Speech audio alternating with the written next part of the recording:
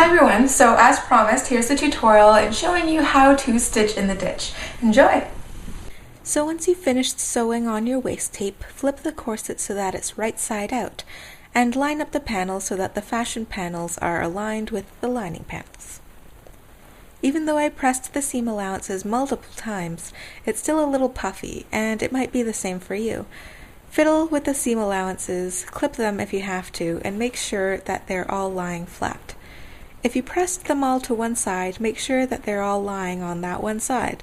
Right now, I'm just making sure my seam allowances are lying open.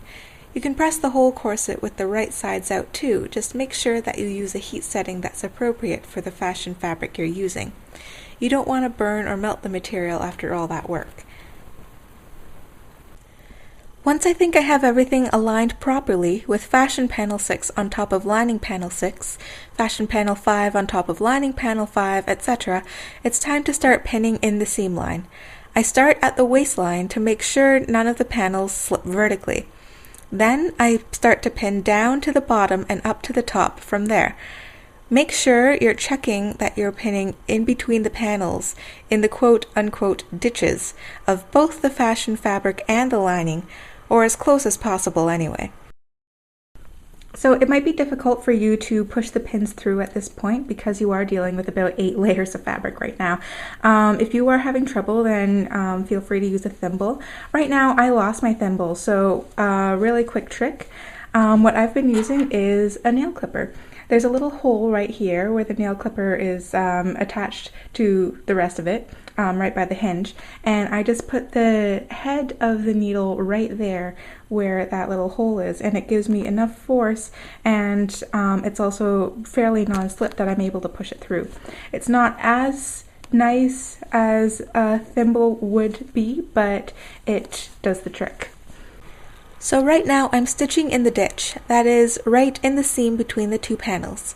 In reality, I was being very slow and deliberate at this point, but I sped it up because I didn't want the video to be 10 minutes long. Remember to adjust the stitch length and tension appropriately. Stitching in the ditch is a little different to actually piercing and joining the fabric. Sorry the focus of the camera is a little off here. It only has 2 distance settings, and I guess the sewing machine is right in between those 2 settings. Hopefully you can see what I'm doing well enough despite this. Every so often you might want to stop and check that you're not migrating out of the ditch on the lining side. Sometimes the stitch on the lining migrates a couple millimeters for me. As long as it's not too much, like more than half a centimeter, then the structure will not be too adversely affected. It would just be ugly.